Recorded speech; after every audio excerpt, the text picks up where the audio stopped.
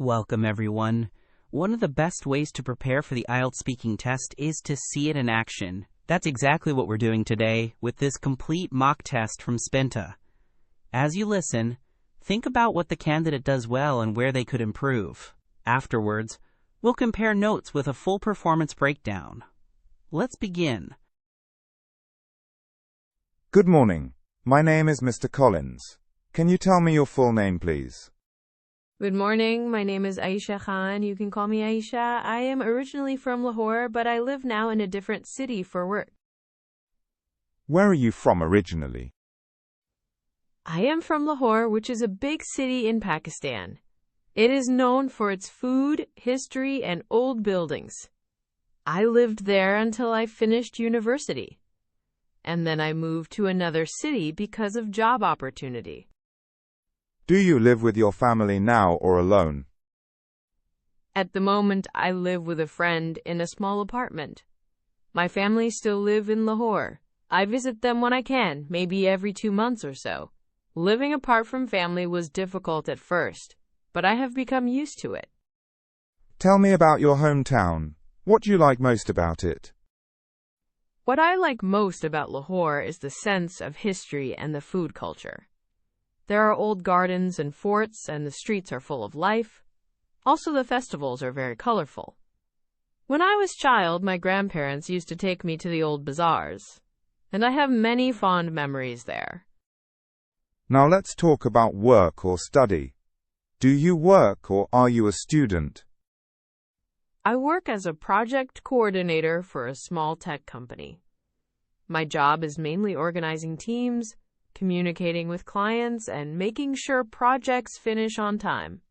It is busy, but I enjoy the variety and the chance to solve problems. How long have you been doing that job? I have been doing this job for about 3 years. Before that, I worked in a non-profit for 2 years after university. The tech role was a shift, but it taught me new skills, like time management and basic data analysis. What do you enjoy most about your work? I enjoy solving organizational puzzles the most. For example, when a team member is stuck, we try to reassign tasks, and it is satisfying when the project gets back on track. Also, I like working with people from different backgrounds because it opens my eyes to different approaches and ideas. Do you find any part of your job stressful? Yes, deadlines can be stressful, especially when clients change requirements at the last minute. Sometimes meetings are long and a bit frustrating, but I have learned to manage my time and take small breaks to avoid burnout. Let's move on to hobbies. What do you do in your free time? In my free time, I like to read, cook, and go jogging. I am very interested about music as well, and I sometimes try to learn songs on the guitar. Reading helps me relax, whereas cooking is something I do with friends on weekends. Jogging clears my head after a long day. How long have you had these hobbies? I have been reading since childhood and cooking more seriously since university. Jogging is newer, maybe 2 years, when I realized I needed regular exercise. Guitar I started last year, and I am still a beginner, but it is fun. What do you enjoy most about cooking? I like the creativity of cooking and how food brings people together. When I cook for friends, we talk and laugh, and it creates warm memories. I also enjoy experimenting with spices and trying to recreate dishes from my hometown. Can you give an example of a dish you like to cook? One of my favorites is a kind of spiced chicken with yogurt marinade that my mother taught me. It is simple, but full of flavor. I prepare it when we have guests because it is comfort food and reminds me of family gatherings. Now about daily routine. What is a typical day like for you? I usually wake up at 6:30, go for a short jog 3 times a week, then get ready and commute to work. My work day has meetings in the morning and focused tasks in the afternoon. After work, I either cook dinner, practice guitar, or meet friends. I try to read at least 30 minutes before bed. How do you usually commute to work? I take public transport, a bus, and then a short walk. It takes about 40 minutes. I like that time because I can read or plan my day. Sometimes traffic makes it longer, but generally it is manageable. Do you prefer routine or variety in your day? I prefer a balance. Routine gives me stability and helps me be productive, but a bit of variety keeps life interesting. For instance, I enjoy having a regular exercise routine, but I also like spontaneous dinners with friends on the weekend. Finally, in part 1, what are your future plans in terms of work or study? I plan to take a short course in project management and maybe study for an MBA in a few years. I hope to move into a senior role where I can lead projects and mentor younger team members. Also, I would like to travel more to learn about how other organizations work. Why do you want to do an MBA? An MBA would give me formal knowledge about business strategy and leadership. I believe it would help me understand the bigger picture and make better decisions. Also, networking opportunities are valuable for career growth. Thank you. That is the end of part 1. Now I am going to give you a topic for part 2. Here is your topic. You should speak for about 3 minutes. You have 1 minute to prepare. Describe a memorable journey you took. You should say where you went, why you went there, what you did during the journey, and explain why it was memorable. You may begin when you are ready. One of the most memorable journeys I took was a trip to northern Pakistan with my friends 2 summers ago. We decided to go because we wanted to escape the heat of the city and see the mountains which I had not visited since childhood. The trip lasted 5 days. We traveled by car through winding roads, stopping at small villages and lakes. On the first day, we visited a famous lake, and the water was so clear that we could see fish swimming near the shore. We camped one night under the stars, and I remember the sky being especially bright, like a blanket of lights. The second day, we hiked to a viewpoint.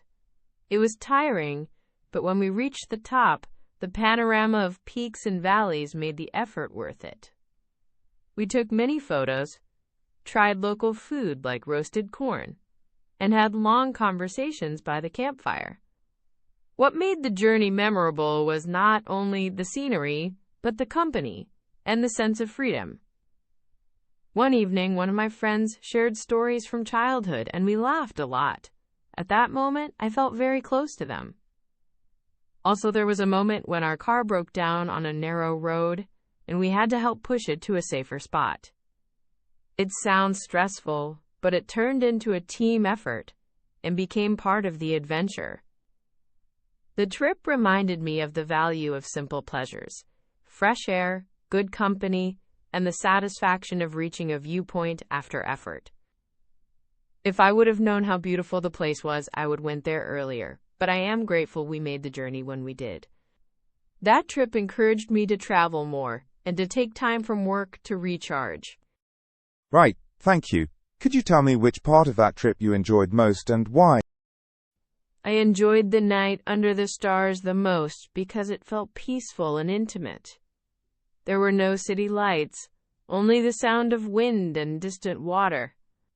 We shared food and stories, and I felt relaxed in a way I rarely do at home. That quiet time made the trip stand out in my memory. How did that journey change the way you travel now? Since that trip, I prefer to include at least one outdoor or nature element in my travels. I plan trips to allow breathing room and time to experience local life, rather than rushing to see many places in short time. It has made my travel style more relaxed and reflective. Okay, let's move on to part 3. We will talk about travel and tourism in general. Do you think traveling is important for people today? Yes, I think traveling is important because it broadens perspectives and helps people understand different cultures. It can reduce prejudice by showing how others live and what they value. Traveling can also be educational. You learn history and language through direct experience, which is often more memorable than reading about it. How has the way people travel changed in the last 20 years? In the last 20 years, travel has become more accessible due to cheaper flights and online booking platforms. People are more likely to travel independently rather than using package tours. Social media also changed things. Many travelers choose destinations because they saw photos online. This can be good for awareness, but sometimes leads to over-tourism in fragile places. What are the advantages and disadvantages of mass tourism? Mass tourism brings economic benefits to local communities, creating jobs and infrastructure improvements. However, it can damage the environment and local culture when too many visitors arrive. For example, small villages may lose traditional crafts because tourism demands cheaper souvenirs. Managing numbers and promoting responsible tourism are important to keep benefits while reducing harm. Do you think governments should limit the number of tourists in popular sites?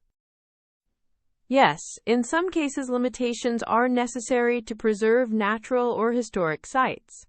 If a place is fragile, unrestricted numbers can cause irreversible damage. Limits should be based on careful study and include local communities in decisions so tourism supports them without destroying what made the place special. How can tourists behave more responsibly? Tourists can behave responsibly by respecting local customs, avoiding littering, and supporting local businesses rather than big international chains. Learning a few words of the local language and being mindful of dress codes or religious sites shows respect. Also, choosing eco-friendly options like public transport and avoiding activities that exploit animals helps. Some people say travel is a luxury. Do you agree? Travel can be a luxury for some, but I think there are ways to make it affordable and meaningful. Short trips, homestays, and local travel can provide rich experiences without big expense.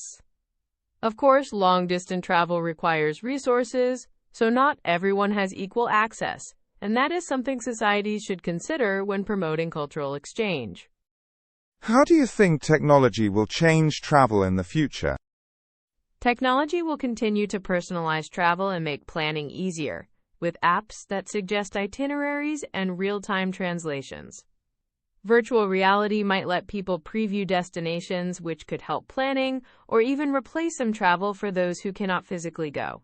But technology cannot replace the sensory experience of being somewhere in person. What role do local communities play in tourism development? Local communities are central because they provide authenticity and can ensure that tourism benefits them economically and culturally. If communities are excluded, tourism often profits outsiders and harms local life.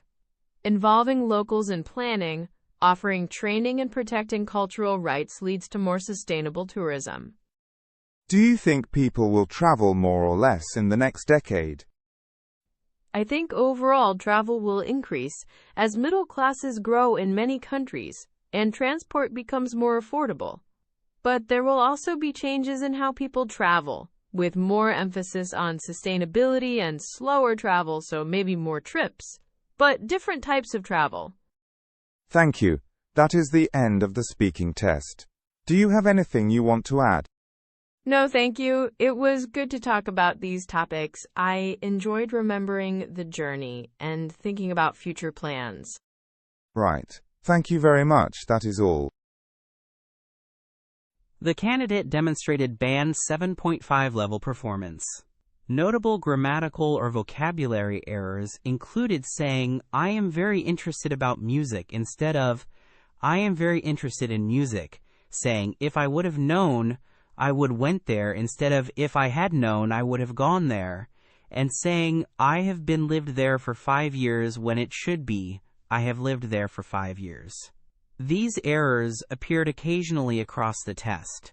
They were not constant, but did occur in different parts of the conversation and sometimes in complex structures, yet they did not prevent understanding. Fluency was generally strong, with natural pace and minimal long pauses, though there were a few brief hesitations and one or two self-corrections which showed awareness of language use. Vocabulary range was wide and appropriate for most topics, with words like over-tourism, panorama, and sustainability used accurately. But there was occasional imprecision in prepositions and phrasing.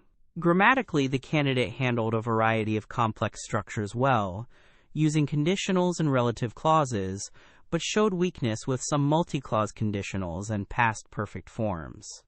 This performance earns band 7.5 because communication was coherent, well-developed, and flexible, with a wide lexical resource and a fluent delivery, while the few systematic errors in complex grammar and occasional collocation choices prevented a higher band. To reach band 8, the candidate would need greater consistency in complex grammar, for example, correct use of third conditional and perfect aspect, more precise prepositions and collocations, and slightly more accuracy under extended speech. Strengths included strong organization of ideas, natural discourse markers, relevant examples, and a confident speaking style that conveyed opinions clearly. Thank you for practicing with this IELTS speaking mock test. Visit Spinta for more comprehensive mock tests and personalized feedback to boost your IELTS score.